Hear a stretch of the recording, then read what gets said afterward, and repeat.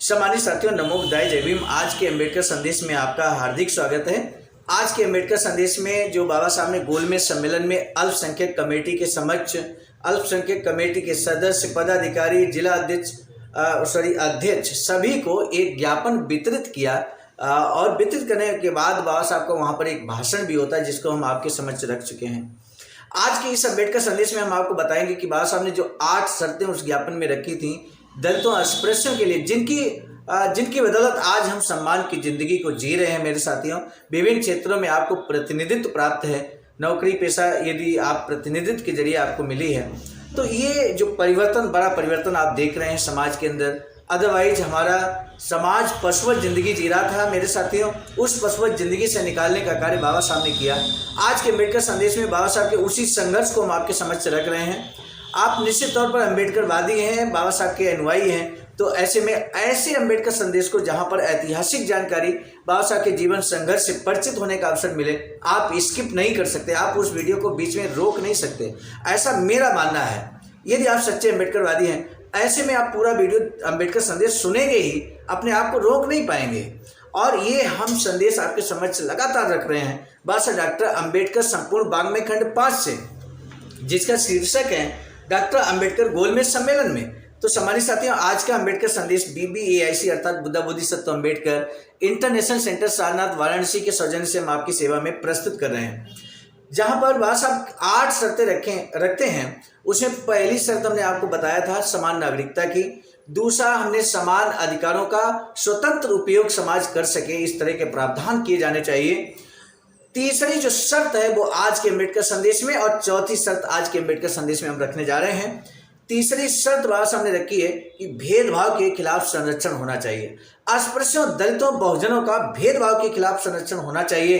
दलित वर्गों को आशंका है कि भविष्य में जो भी कानून बनाए जाएंगे या सरकारी आदेश जारी होंगे, उनमें दलितों के प्रति भेदभाव बरता जा सकता है। अतः कानूनी रूप से ऐसे उपाय किए जाएं ताकि विधानमंडलों या कार्यपालिकाओं के लिए भेदभाव वाले कानून बनाना असंभव हो जाए। और जब तक ये सुनिश्चित नहीं किया जाएगा, दलित वर्गों के लोग भविष्य में बहुसंख्यकों के शासन को अपनी सहमति नहीं देंगे। बाबा साहब एक बात बहुत स्ट्रिक्टली यहाँ पर लंदन में इस बात को जोड़ देते हैं कि अगर आपने अस्पृश्यों यानी कि दलितों के पक्ष को नहीं माना, दलितों की बात को, उनके हितों को संरक्षण नहीं किया, तो कोई भी बनने वाला संविधान अस्पृश्य, जो बड़ी संख्या में 5 से 6 करोड़ की संख्या में अस्पृश्य भारत में है, वो उस संविधान को स्वीकार नहीं करेंगे। ये बात बाबा साहब लगातार जोड़ दे रहे हैं अपनी शर्तों में। तो यहाँ पर भी जोड़ा है बाबा साहब ने, और इससे बाबा साहब कहते हैं दलित वर्ग के लोग भविष्य में बहुसंख्यकों के शासन को अपनी सहमति नहीं देंगे अगर उनके अधिकारों का संरक्षण, भेदभाव के खिलाफ संरक्षण नहीं किया गया। तब बाबा साहब कहते हैं कि संविधान में निम्नलिखित चीजें दर्ज होनी चाहिए। आखिर भेदभाव के खिलाफ संरक्षण होगा कैसे? बाबा साहब समाधान स्वयं सुझाते हैं मेरे साथियों। सरकार को कुछ नहीं करना, बाबा साहब की हुबहू बात को मान लेना है। अल्पसंख्यक कमेटी को कुछ नया कुछ करना ही नहीं है, बाबा साहब की बात को हुबहू अगर वो मान लेते हैं, क्योंकि बाबा साहब ने हर उस बात को यहाँ पर रख दिया जो बाधाएं आपके सामने आ सकती हैं भेदभाव के खिलाफ संरक्षण लागू करने में। तब बाबा साहब कुछ चीज़ें यहाँ बताते हैं, 5 बिंदु बताते हैं। वो 5 बिंदु संविधान में दर्ज किए जाने चाहिए, ये बात बाबा साहब कहते हैं। इससे पहले कि वो 5 बातें हम आपको बताएं, हमारा आपसे निवेदन है, इस समय आवाज़ का ऑफिशियल यूट्यूब चैनल, जिस पर पिछले 3 वर्षों से लगातार सुबह 5 बजे अम्बेडकर संदेश आपको मिल जाता है, तो ऐसे में सम्मानित साथियों, ये विश्वसनीयता आपकी लगातार बढ़ती है।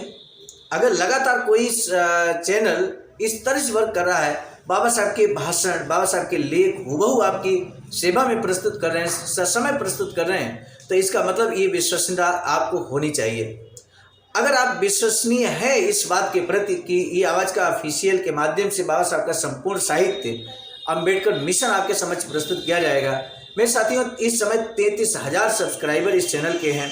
हमारा निवेदन आपसे है कि आप यदि इस वीडियो को सुन रहे हैं, ध्यान दे रहे हैं, तो आप ईमानदारी के साथ एक प्रयास कीजिए। और आप अकेले हैं, एक किसी साथी को, बहुजन साथी को, अम्बेडकरवादी को इस चैनल के साथ आप जोड़ने का कार्य करें।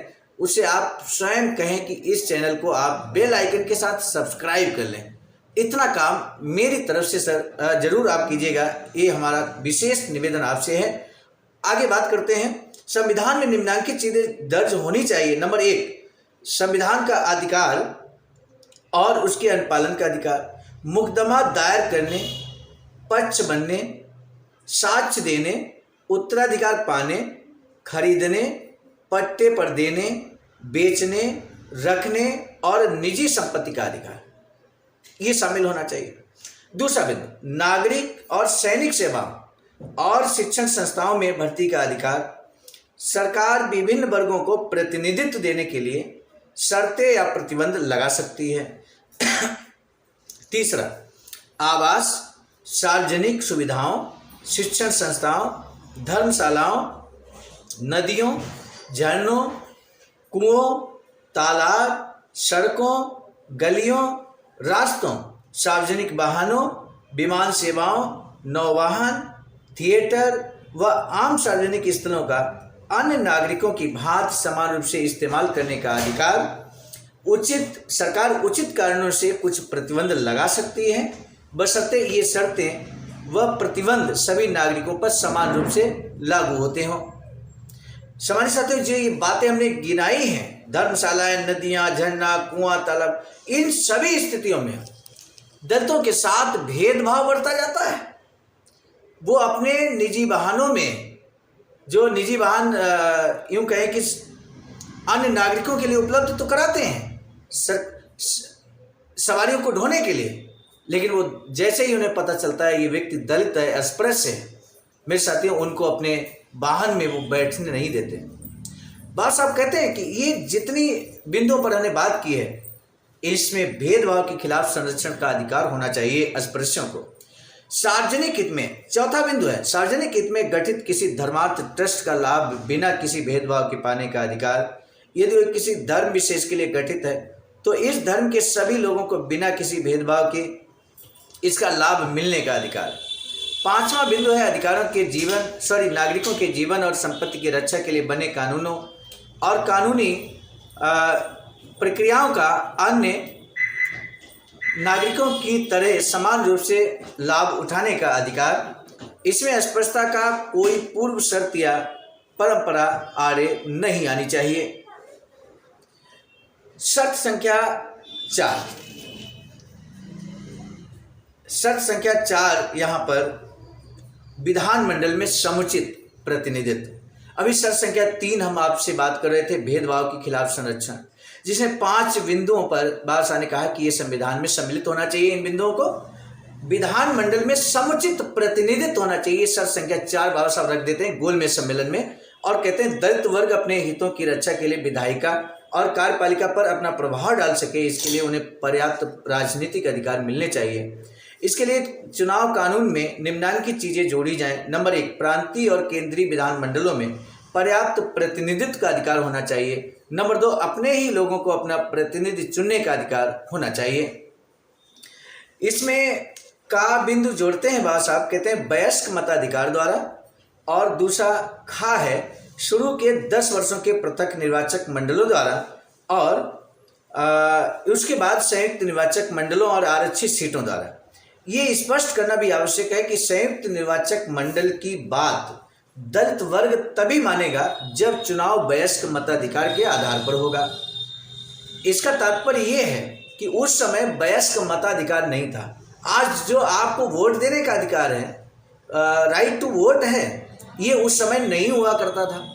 बाबा साहब ने वोट के अधिकार के लिए कितना संघर्ष किया मेरे साथियों, तब जाकर बड़ी मुश्किल से हम सभी को वोट देने का अधिकार मिला है। इसकी कीमत को, इसकी अहमियत को समझना बहुत जरूरी है और बहुजन समाज को समझाना भी जरूरी है। तो यहाँ पर 2 बातें बाबा साहब बहुत स्पष्ट, प्रांतीय और केंद्रीय विधानमंडलों में पर्याप्त प्रतिनिधित्व का अधिकार होना चाहिए, अपने ही लोगों को अपना प्रतिनिधि चुनने का अधिकार होना चाहिए। सामान्य साथियों, ये दोहरा मताधिकार की बात बाबा साहब करते हैं, इस बात को आपको ध्यान रखना। और ये मांग बाबा साहब ने प्रथम गोलमेज सम्मेलन में जाते ही अल्पसंख्यक कमेटी के समक्ष ज्ञापन रख दिया था मेरे साथियों। नोट करके यहाँ पर बाबा साहब स्वयं लिखते हैं, क्या लिखते हैं जानना जरूरी है। तब बाबा साहब लिखते हैं कि दलितों के लिए पर्याप्त प्रतिनिधित्व क्या है, इस बारे में कोई संख्या बताना तब तक संभव नहीं है जब तक कि ये पता न चल जाए कि अन्य समुदायों को कितनी सीटें मिल रही हैं। यदि दूसरे समुदायों को दलितों से बेहतर प्रतिनिधित्व दिया जाएगा तो दलित इसे कभी स्वीकार नहीं करेंगे। वैसे मद्रास और बंबई में दलितों को अन्य अल्पसंख्यकों की तुलना में ज़्यादा प्रतिनिधित्व तो मिलना ही चाहिए। ये बात कहते ही बाबा साहब यहाँ पर अपनी बात को समाप्त करते हैं, लेकिन यहाँ पर एक बार पुनः बाबा साहब ने कहा कि अगर दलितों को अन्य समुदायों से कमतर नापा गया, कमतर प्रतिनिधित्व दिया गया, तो ऐसे में दलित उस भावी संविधान को, दलित इस नियम को स्वीकार नहीं करेंगे। ये बात लगातार हर शर्त में बाबा साहब अपनी शर्त जरूर जोड़ देते हैं, कंडीशन जोड़ देते हैं, और इसी को दृष्टिगत रखते हुए आगे कितना बड़ा परिवर्तन होता है। जो नींव का पत्थर है मेरे साथियों, वर्तमान में हम सब लोग सम्मान की जिंदगी जी रहे हैं, इसमें यही बातें नींव की पत्थर है। इस नींव के पत्थर को जानना हर बहुजन, हर अम्बेडकरवादी के लिए बहुत जरूरी है। मेरे साथियों, आज से हमारा अनुरोध है, इस अम्बेडकर संदेश का प्रश्न भी यही है कि शर्त संख्या 3 क्या है, शर्त संख्या 4 क्या है। ये दोनों शर्तें आपको आज के कमेंट सेक्शन में आपको आंसर देना है, और इसी के साथ हम इस अम्बेडकर संदेश को यहाँ रोकेंगे, इस उम्मीद के साथ कि आप जरूर इस अम्बेडकर संदेश को सभी अम्बेडकरवादी साथियों तक जरूर पहुंचाएंगे। दीजिए इजाजत, आप सभी को सादर नमस्कार। हम एक महत्वपूर्ण बात बताना उचित समझते हैं। बाबा साहब की अधूरी इच्छा के अनुरूप एक वैचारिकी सेंटर निर्माणाधीन है सारनाथ वाराणसी में, जहां पर 14,000 स्क्वायर फीट जमीन परचेज कर ली गई है ring road green city Faridpur Sarnath में। वैचारिकी सेंटर के प्रशासनिक ब्लॉक का निर्माण कार्य कंप्लीट हो चुका है। शानदार बेहतरीन प्रशासनिक ब्लॉक का निर्माण पूर्ण हो चुका है। आगे अब मुख्य भवन को बनाने की बारी हम सबकी है, और इस हेतु आप दिए गए अकाउंट नंबर पर अपना अमूल्य योगदान कर सकते हैं। आज का अम्बेडकर संदेश हम लेकर उपस्थित हुए थे मिशन नायक बुद्ध मित्र मुसाफिर सर, राष्ट्रीय अध्यक्ष आवाज का नई दिल्ली की प्रेरणा में। प्रस्तुत करता मैं स्वयं सर्वजित आर्य, राष्ट्रीय मीडिया प्रभारी, IIT सेल आवाज का नई दिल्ली। मिलेंगे नए डॉक्टर अम्बेडकर संदेश में, तब तक दीजिए इजाजत। आप सभी को सादर नमो बुद्धाय जय।